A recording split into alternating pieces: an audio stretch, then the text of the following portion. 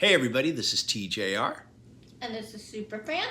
and we're just hanging out here with the little guy here. Um, I wanted to talk about a conversation right around the beginning of this year. Yep. We were in the car, just on our way somewhere, and I just out of the blue said to you, moving forward this year in 2023, I'm gonna pretty much, for the most part, with some exceptions, stop buying new vinyl. And I'm And gonna I said, yeah, right. and I said I'm mainly gonna focus on vintage vinyl moving forward. And the reason is because when I first started getting into vinyl prior to the pandemic, I was mainly focused on new. I didn't want to look at used, didn't want to go there. It was just kind of a once in a while thing. If I happened to run across something that caught my eye, caught my fancy, and was a good price, then maybe yeah, maybe no. But it was just going to be new vinyl. And of course, during the pandemic, that's kind of what I did. Of course, stores weren't opened. It just Yeah, there was a lot going on. It just wasn't worth going. No garage sales. Yeah, exactly. But once things opened up again, I began going back to used record stores, and I found that the most rewarding experiences I had was when I listened to used vintage vinyl. And when I speak of this, I'm talking about music that was recorded and released prior to the digital era. And what I found was that there was just something exciting about hearing an all analog recording played on analog equipment that I can't really quantify. I can't talk about it in serious analytical terms. It's a feeling. It's a feeling. And to give you an idea here, I've done a lot of CD versus vinyl comparison videos, and when I do that, I'm listening very seriously and I'm listening very analytically. But there have been a lot of instances where I listened to a vintage copy of an album, and then I listened to a digital copy. And in some cases, it would have more clarity than the analog vinyl copy. I could definitely hear more clarity in some cases, or more detail. But it was the analog recording that made me just want to rock out more, that made me want to move across the room, dance. It just felt more. And oftentimes it just felt more real, for lack of a better word. And I'm not one of these analog snobs. Oh, only analog is good. I think CDs sound great. I have heard modern LPs, that obviously clearly had a digital step in them, that sound fantastic. I think what I found though is that oftentimes with the modern LPs, the difference between the LP and the CD, the differences either way, whether one was better than the other, the differences were minimal. And I felt like I should just go with practicality. Get the CD. It takes up less room. It's less fragile, although I have come to learn that vinyl records are a lot more durable than we think they are. I've talked about that in the past. Well, you wouldn't be buying 50-year-old vinyl. Yeah, if it it didn't was. sound good. Yeah, if it didn't sound good. And yeah, I've kind of found that that's where the biggest and best experiences have been.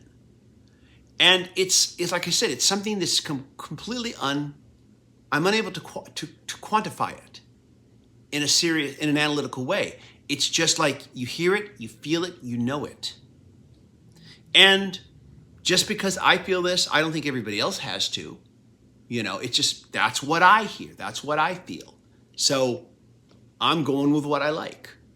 And just like with food. And so you should. Yeah, we all taste food differently. And some of us like some foods better than others. And why don't you like the kind of food I like? Exactly. Yeah, why don't you like the kind of food I like? I think this is great because that doesn't taste the same to me. I believe we all hear things differently. I mean, Most of us universally love chocolate, but I do know Not people who, everybody does. yeah, I know a few people who are not into chocolate. They may not hate it, but they're like, it's okay. How can you say that about chocolate? I love the Beatles. I do know people who are just kind of, about the Beatles. That's okay. We all experience things differently. And I have found that more often than not, when I play an analog vintage vinyl record, there's just an excitement to it for me. So I'm just going to move away, for the most part, buying modern vinyl, modern pressings. But there will be some exceptions, of course. Vinyl Me Please. Their releases are absolutely exceptional. And so I'm going to continue. I renewed my membership with them for another 3 months. I'm going to continue to purchase new vinyl from them. Also, I've had great experiences, for the most part, I think 90% of the time, with a lot of these modern, half-speed masters. This one, of The Who, that was done at Abbey Road Studios. This one of the Rolling Stones, Exile on Main Street. This one from Germany, Kiss, Music from the Elder, where these just sound exceptional. So I will still make exceptions for these half-speed masters. The David Bowie, Ziggy Stardust half-speed master that came out last year sounded amazing. I've already put in my pre-order for the half-speed mastering of Aladdin Sane. And so those, I'm making an exception for. And there have been times when we have found, or I've found new vinyl cheaper than the CD. Yeah, that's something. If you're looking at making a purchase, always check. Yeah, because it's like like that Target haul that we did, that video we did about the Target haul, where we bought a bunch of stuff, all cheaper. During the holiday season, there were a lot of sales. I picked up a number of McCartney releases, solo releases that I've never owned, and they were less than buying a CD. They were like $8 a piece, brand new, Can't go wrong. Yeah, I know, you can't go wrong. And so I just picked up those. So yeah, there will be exceptions. Record store day exclusives that are strictly record store day exclusives. I'll make the exception for those. But otherwise, though, I am just going to, I think, just focus on used vintage vinyl. And when it comes to that format, and for newer releases, I'm sticking with CDs for the most part, especially box sets like, the Elton John one that I talked about the other day. I'm going with the CD version.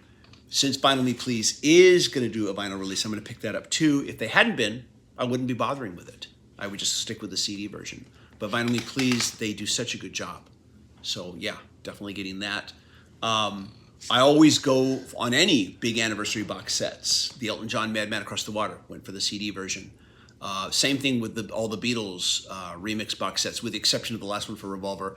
I only did that because of the analog mono LP there that was straight from the master tapes. And, I only did it for that reason. If they ever re-release the Beatles in mono set, and they do it like they did the first time, where it was all directly from the analog tapes, unlike the stereo set, which had the digital step, I would get that. And again, I've heard lots of LPs with digital steps that sound amazing. They sound really great. But then I also hear CDs that sound amazing. And so, to me, the difference between the modern stuff, sometimes the CD's a little better, sometimes the LP's better, but I haven't heard anything major that makes me say, yeah. So I'm sticking with just the vintage when it comes to LPs moving forward, with the following exceptions. Of course, when you're buying vintage LPs, there is the elephant in the room, which is that there is a lot of risk involved too. So I'm going to talk about that in a separate video, just discussing my best practices to avoid risk when buying vintage LPs. And speaking of videos, a little update. Robert and I just released our first episode of our new series called Music is Still Good. And there'll be a link here that you can go check that out. This is where he and I are reviewing and recommending new releases, regardless of whatever format you want to listen to it on, just or releases that we want to recommend to you. So hopefully you'll go and check out that first episode. Robert and I also just got finished shooting a new segment of our top 100 songs of all time, which is a series that could get put on hold during the pandemic. We've been saying we're going to get back to it. We're getting back to it. We just shot the first new episode. We're going to complete the remaining 50 that we didn't finish and get those posted on a weekly basis. So be watching for that too. Yay! And yes, I know. Robert's wife in particular really liked that series and has been saying, come on, you guys, get that finished. So we are doing that. So hopefully you'll look out for those. Aside from that, let me know what you think of all this. What are your thoughts on all of this? And regardless, if you're someone who likes buying new vinyl over CDs, that's great. Enjoy. Whatever works for you. We are not. Yeah, we don't believe in any kind of snobbery when it comes to CD versus vinyl, whatever, new versus vintage. There's no snobbery here. It's just whatever you enjoy doing. It's just the artist you like Kiss. That's you. That's you that makes a big issue about that. Gosh, I almost thought to myself, wow, I can actually mention Kiss and you don't have to go into a spaz attack over it. But okay, Superfan doesn't like Kiss. Okay, let's make that very clear. Superfan doesn't like Kiss, little guy. Yeah, I know. Yeah, what are you gonna do? Anyways, though, he agrees with me. No, he doesn't actually.